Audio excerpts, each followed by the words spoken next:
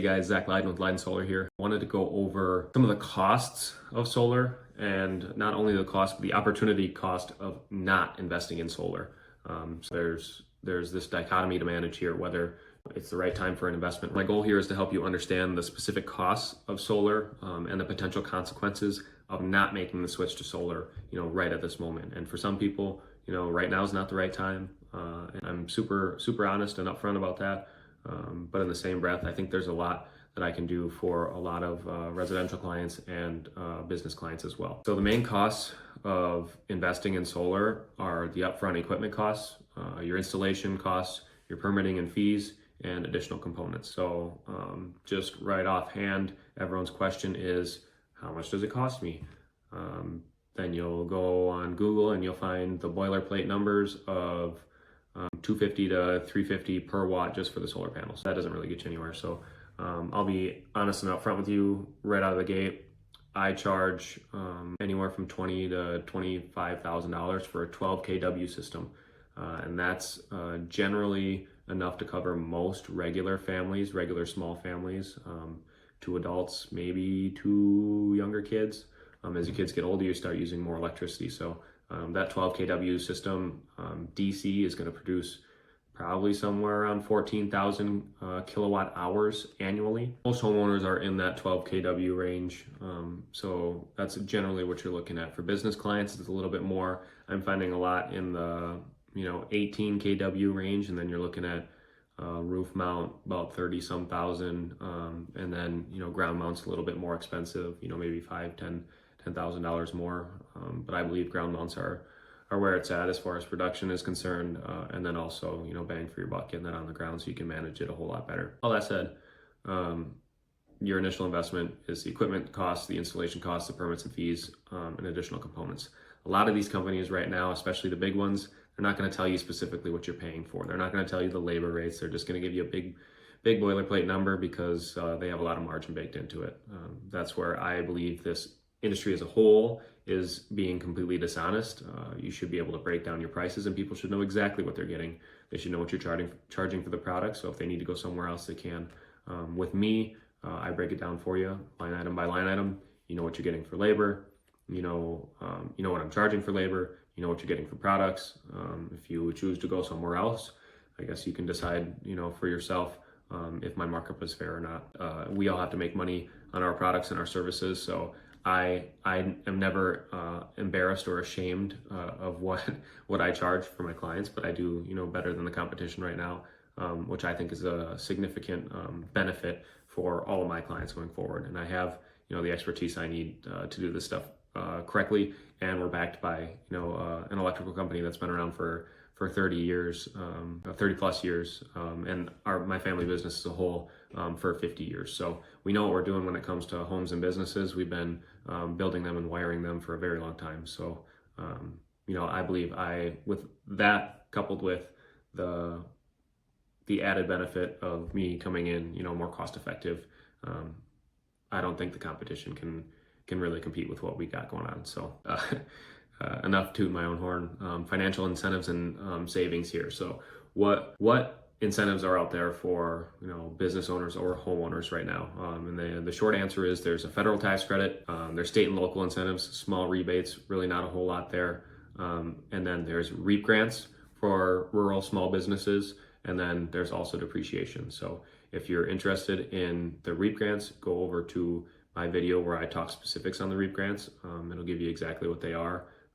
In short, the federal tax credit is a 30% tax credit. It's available to businesses and homeowners right now. And then for state and local incentives in the state of Wisconsin, there is Focus on Energy, and they offer a very small cash rebate, a couple $100 for a residential system, and then it's like $100 per kW for businesses now. It used to be more, but they just reduced it.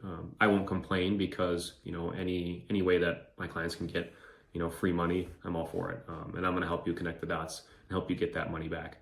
REAP grants, they are an amazing tool right now offered by the USDA for businesses that qualify. So if you make 15 or million less in revenue, you're technically a small business per the USDA's definition.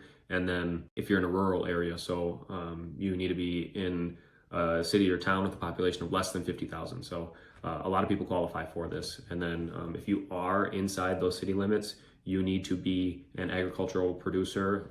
Those are the eligibility concerns for a REAP grant. And if you are eligible for one, it can pay for up to 50% of your project. Right now, I'm seeing that these REAP grants are coming in around 50% of the total project cost, which is an amazing incentive.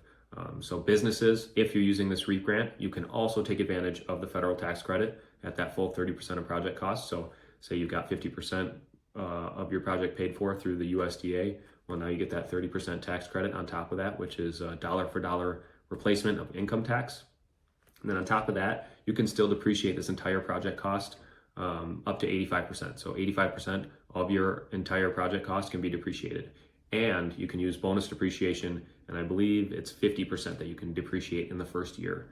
So you can make your money back on the system almost immediately through all these incentives. If anyone wants to talk a little bit more in detail about it, feel free to reach out to me. Even if you're not in my area, I'm more than willing to educate you on some of this stuff. I know it's tough sledding out there and it's hard to find exactly what you're looking for as far as information goes on incentives and eligibility requirements and everything. So I'm here to help you no matter where you are or if you decide to work with me or not. Other financial things to consider here are reduced energy bills. Obviously, we're going to size the system to try to replace all of your bill if that's what you want. Or, I've always said it's always scalable. So we can bring it down a little bit if you want. I always recommend that we size the system to cover the entire utility bill. And then if we got to size it back from there, scale it down a little bit, we can do that to match, the sweet spot in the budget or a specific energy bill that you're comfortable paying for month over month. The other part of it is energy independence, especially if you have a battery or a generator integrated into the system. Most of these systems are grid coupled, so when the grid's down, you're going to be down. But if you have a battery or a generator, you can still produce, and you're not completely reliable on the grid system. It gives you the opportunity to be energy independent, which I think is an important consideration in today's economy, especially with more and more businesses drawing more and more electricity. You can avoid some of the blackouts and brownouts if you're prepared. It's especially important for businesses with inventory that maybe is cold storage or frozen storage I'm thinking of a story here in town a few months ago where a transformer was struck by a vehicle. The grid went down in this specific area, and in this area there was a truck distributing company, and they had a lot of cold storage. So the longer this stuff sits, the more chance you have of that material spoiling and then ruining what inventory you did have. And then there's the whole supply chain issue that goes with everything there. So there's a lot of considerations beyond just the initial costs and bill offset of solar, and I think that's often an area that's overlooked. And beyond the immediate offset in energy usage is rising energy costs. So in Wisconsin specifically, energy rates have been increasing 3.5% year over year for the last 15 years. So the money you offset now isn't necessarily the money you offset next year, the following. It increases over time. So you're missing savings if you don't necessarily start now. So I think that's one of the largest opportunity cost things that should be mentioned. And then beyond that, you're missing financial incentives that aren't going to be around for forever. These REAP grants are not going to be around for forever. The USDA has an allotted amount of money each year, and it changes. Whether it's a presidential candidate or specific political party or whatever the economy is demanding at that time. These incentives will not be around for forever. They will be around for what I foresee for the next few years. So I'm trying to get as many people in the pipeline as I can, get them as much free money as I can. And then also missing depreciation benefits, delaying the solar investments. You miss out on those tax benefits this year. And then you might have to invest in a year where you don't necessarily make as much money and it's not offsetting quite as much of the income tax.